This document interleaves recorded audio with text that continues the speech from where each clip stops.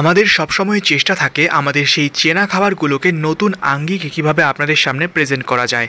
সেই ধারাবাহিকতায় আজ আপনাদের জন্য নিয়ে এলাম এক অভিনব ডেজার্টের রেসিপি।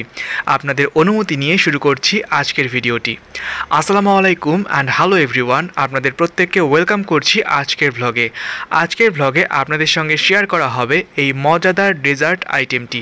এটার নামের মধ্যেও এক অভিনব ব্যাপার রয়েছে। কেন এ কথা বলছি সেটা পরেই না হয় ডিসক্রাইব করছি, তার আগে চলুন দেখে নেই এটার ফুল রেসিপি। এটা কিভাবে তৈরি করা হলো এবং কোন কোন টিপসগুলো মাথায় রাখলে এটা একদম পারফেক্টভাবে তৈরি করতে পারবেন, সে সমস্ত কিছু থাকবে পুরো ভিডিও জুড়ে, তাই স্কিপ না করে দেখতে থাকুন পুরো ভিডিওটি। প্রথমেই দেখতে পাচ্ছেন এখানে একটি বোলের মধ্যে ডিম নিয়ে নেওয়া হয়েছে। ডিমের সাদা অংশ হলুদ অংশ দুটাই রয়েছে। এটাকে খুব ভালোভাবে একটু ফেটে নিতে হবে। এখানে দুটা ডিম দেওয়া হয়েছে, চাইলে আপনারা কম বেশি করে নিতে পারেন যদি সাইজ ছোট বড় করতে চান। ডিমটা দেবার পর এখানে দিয়ে দেওয়া হলো স্বাদ মতো চিনি। যেহেতু এটা ডেজার্ট আইটেম তাই মিষ্টির পরিমাণটা ঠিকঠাকভাবে দিতেই হবে, না হলে কিন্তু ডেজার্টগুলো পারফেক্ট লাগে না খেতে। তো চিনিটা আপনাদের স্বাদ মতো আপনারা দিয়ে দেবেন, আমরা দিলাম আমাদের টেস্ট অনুযায়ী। এরপর চিনি এবং ডিম এটাকে খুব ভালোভাবে মিশিয়ে নিতে হবে। দেন এখানে দেয়া হলো খুব সামান্য পরিমাণ অরেঞ্জ এসেন্স। এখানে চাইলে আপনারা যে কোনো এসেন্স অ্যাড করতে পারেন, যার যে ফ্লেভারটা পছন্দ। আমরা এখানে অরেঞ্জ এসেন্সটা অ্যাড করেছি। এসেন্সটা এখানে খুব বেশি কোনো পরিবর্তন আনবে না, জাস্ট ডিমের যে একটা র স্মেল থাকে সেটাকে রিমুভ করতে সাহায্য করবে। এদিক থেকে দেখতে পাচ্ছেন একটি কাপের মধ্যে হাফ কাপের থেকে বেশি, 1 কাপের থেকে কম পরিমাণ লিকুইড দুধ নিয়ে নেওয়া হলো। সেই লিকুইড দুধটা কিন্তু হালকা হালকা গরম ছিল। তারপর সেখানে দিয়ে দেওয়া হলো পাউডার দুধ। এই পাউডার দুধটা সেই লিকুইড মিল্কটার সঙ্গে খুব ভালোভাবে মিশিয়ে নিতে হবে। যখন লিকুইড মিল্কটা ঠান্ডা হয়ে যাবে, মোটামুটি রুম টেম্পারেচারে আসবে, তখন এটার সঙ্গে এটাকে মেশাতে হবে। তো দেখতে পাচ্ছেন ঠান্ডা করার জন্য আমরা অপেক্ষা করছি, কারণ দুধটাকে গরম অবস্থায় ডিমের সঙ্গে মেশাতে গেলে কিন্তু এটা পারফেক্ট হবে না। এদিক থেকে দেখতে পাচ্ছেন চুলার মধ্যে প্যান বসিয়ে দেওয়া হয়েছে। প্যানের মধ্যে দিয়ে দেওয়া হচ্ছে ঘি এখানে প্রায় 2 থেকে 3 চা চামচের মতো দিলেই হবে। এই তো এখানে আম্মু ঘিটা দিয়ে দিল। এরপর ঘিটা গলে গেলে এর মধ্যে দিয়ে দেওয়া হচ্ছে সেই সেমাইগুলো। এটা হচ্ছে লাচ্ছা সেমাই, আপনারা যে কোনো ব্র্যান্ডের লাচ্ছা সেমাইটা ইউজ করতে পারেন। এই লাচ্ছা সেমাইটা একদম মিহি, আর লাচ্ছা সেমাইটা কিন্তু ঘিয়ে ভাজা। তারপরেও এটাকে এখন আমরা ঘিয়ের মধ্যে আরও কিছুক্ষণ ভেজে নেব। কালারটা মোটামুটি একটু যখন ব্রাউন ব্রাউন হয়ে আসবে তখন বুঝে যাবেন যে আপনার এই সেমাইটা ভাজা হয়ে গিয়েছে। সেমাইটা ভাজলে যেটা হয়, এটা খেতে অনেক বেশি ভালো লাগে, আর যেহেতু ঘিটা দেওয়া হলো আরও এক্সট্রাভাবে, তাই একটা সুন্দর স্মেল আসবে ঘিয়ের। এদিক থেকে ক্যারামেল তৈরি করার জন্য যেই পাত্রের মধ্যে আপনি এটা বানাবেন, সেই পাত্রের মধ্যে চিনি দিয়ে দেওয়া হলো প্রায় 2 টেবিল চামচের মতন কিংবা 3 চা চামচের মতো। তো এটা এবার ভালোভাবে একটু হালকা হিটে জাল করে নিতে হবে চুলার উপরে। আর এখানে খুব সামান্য পরিমাণ পানি অ্যাড করতে পারেন যেন চিনিটা ভালোভাবে গলে যায়, আর চাইলে নাও অ্যাড করতে পারেন পানিটা হলো অপশনাল। তো খুব সামান্য পরিমাণ পানি এখানে আম্মু দিয়ে নিল যেন চিনিটা একদম ভালোভাবে প্যানটার নিচে ছড়িয়ে যায়। এই যে দেখতে পাচ্ছেন, আর এটাকে ক্রমাগত নাড়তে হবে, নাহলে কিন্তু এক পাশ থেকে পুড়ে যাবে আর এক পাশে কিন্তু পারফেক্ট হবে না। এদিক থেকে দুধটা যখন ঠান্ডা হয়ে গিয়েছে তখন দুধটা এই ডিমের মিক্সচারটার সঙ্গে আম্মু মিশিয়ে দিল। এরপর চামচ দিয়ে সবগুলো উপাদান খুব ভালোভাবে মিশিয়ে নিতে হবে। দেখতে পাচ্ছেন এদিক থেকে কিন্তু ক্যারামেলটাও ধীরে ধীরে হয়ে আসছে। মাঝে মাঝে কিন্তু প্যানটাকে একটু নড়িয়ে চেড়িয়ে দিতে হবে যেন ক্যারামেলটা চারদিকে ছড়িয়ে যায় এটার নিচের। এই যে দেখতে পাচ্ছেন ঠিক এইভাবে যেই পাত্রের মধ্যে আপনি এটা তৈরি করছেন সেই পাত্রের নিচে যেন ক্যারামেলটা খুব সুন্দরভাবে সেট হয়ে যায়, তাই একটু নড়িয়ে চড়িয়ে চারদিকে ছড়িয়ে দিতে হবে।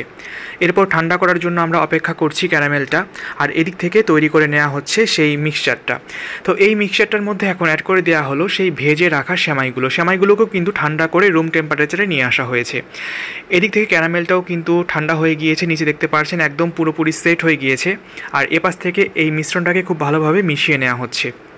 দেখে নিশ্চয়ই বুঝতে পারছেন এটার থিকনেসটা ঠিক এই রকমের হবে, খুব বেশি পাতলাও হবে না আবার খুব বেশি ঘনও হবে না।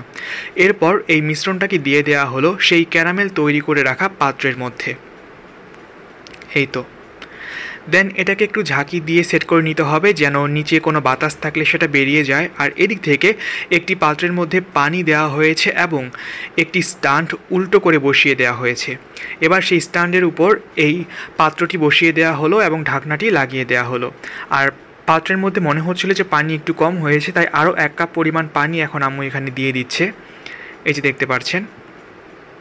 ব্যাস, নিচে স্ট্যান্ডটা দেওয়ার মেন কারণ হলো যেন উপরে যে পাত্রটা দেওয়া হয়েছে সেটা না নড়ে।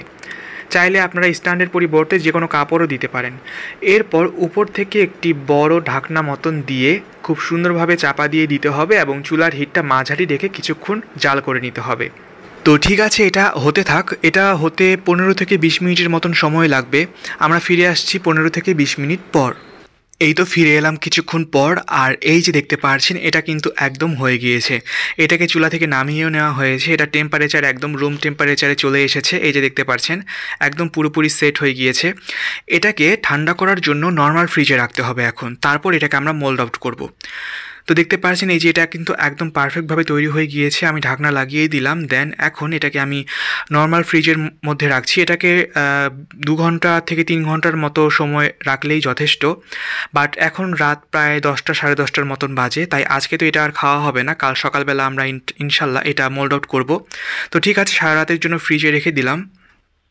আর এই তো পরের দিন সকালবেলা এখন এটাকে ফ্রিজ থেকে আমি বের করছি। এবার মোল্ড আউট করে দেখব এটার কী অবস্থা। ঢাকনাটা খুলে দেখি, ওয়াও, দেখতে তো ভীষণ লোভনীয় লাগছে। এবার এটাকে থালার মধ্যে নামিয়ে আপনাদেরকে দেখাচ্ছি এটা কতটা পারফেক্ট হয়েছে আসলে। এই তো আম্মু প্রথমে চাকু দিয়ে এটার 4-5টা ছড়িয়ে নিচ্ছে যেন পাত্রের গায়ে লেগে না থাকে। এই তো এইভাবে পাত্রটাকে ঘুরিয়ে ঘুরিয়ে চাকুটাকে চারপাশে এভাবে ঘুরিয়ে নিলেই এটা কিন্তু খুব সুন্দরভাবে পাত্র থেকে আলাদা করে নেওয়া যাবে। এই তো দেখতে পাচ্ছেন ঠিক এইভাবে পাত্রটিকে উল্টে দিলেই এটা খুব সুন্দরভাবে মোল্ড আউট হয়ে যাবে। আর লুকটা একবার দেখুন কতটা ডেলিশিয়াস আর কতটা ইয়ামি হয়েছে। দেখতে যে শুধু ইয়ামি হয়েছে তা নয়, খেতে কেমন হয়েছে সেটাও এখন আপনাদেরকে টেস্ট করে আমি জানাবো। তার আগে ক্যামেরাটা একটু এপাশ ওপাশ চারপাশ ঘুরিয়ে এটার লুকটা আপনাদেরকে ভালোভাবে দেখিয়ে দিচ্ছি। উপর থেকে দেখুন কত সুন্দর গ্লো করছে, মনে হচ্ছে যেন এখনই তুলে খেয়ে ফেলি। সত্যি দেখতে ভীষণ সুন্দর হয়েছে। আর এটা যখন চুলার মধ্যে জাল করা হচ্ছিল তখন এত সুন্দর একটা স্মেল আসছিল, জাস্ট ওই ঘ্রাণেই বোঝা যাচ্ছিল এটার টেস্ট আসলে কতটা দারুণ হয়েছে। তো এবার খাওয়ার পালা, খেয়ে বলবো এটার স্বাদ আসলেই কেমন হয়েছে। তো যাই হোক, অনেক কথা বলছিলাম কিন্তু একটি কথা এখনও বলা হয়নি, আর সেটা হলো এটার নাম। ভিডিও শুরুতেই আপনাদের বলছিলাম যে এটার নামের মধ্যেই এক অভিনব ব্যাপার রয়েছে। কি সেই অভিনব ব্যাপার? এতক্ষণে নিশ্চয়ই আপনারা বুঝে গিয়েছেন এটার নাম কি হতে পারে। ঠিক ধরেছেন, এটার নাম হলো সেমাই পুডিং। অভিনব এজন্যই বলছিলাম যে সেমাই সেটা পুরোপুরি আলাদা একটা খাবার, ওদিকে পুডিং সেটাও একটা ডিফারেন্ট খাবার। দুটাকে একসাথে মিলিয়ে যে একটা নতুন আইটেম তৈরি করা যায়, এটাই হলো এই রেসিপির এক নতুন আবিষ্কার বলতে পারেন। এবার খেয়ে দেখি। দুর্দান্ত, আহা হা, এটা সত্যি স্বাদটাও একদমই নতুন। না পুডিং না সেমাই, দুটাকে মিলিয়ে মিশিয়ে কী যে একটা হলো, সত্যি ভীষণ মজাদার এবং ভীষণ জাস্ট ভাষা নেই এটার স্বাদটা যে কতটা ইয়াম্মি সেটা পরখ করতে চাইলে আপনাদেরকে কিন্তু সেমভাবে বাসায় তৈরি করে খেতে হবে। এটার নামের মধ্যে যেমন এক নতুন ব্যাপার আছে, তেমনি স্বাদের মধ্যেও এক অভিনব ব্যাপার আছে। তাই এই স্বাদের রেশ না কাটুক, দেখা হচ্ছে আপনাদের সঙ্গে নেক্সট ভিডিওতে।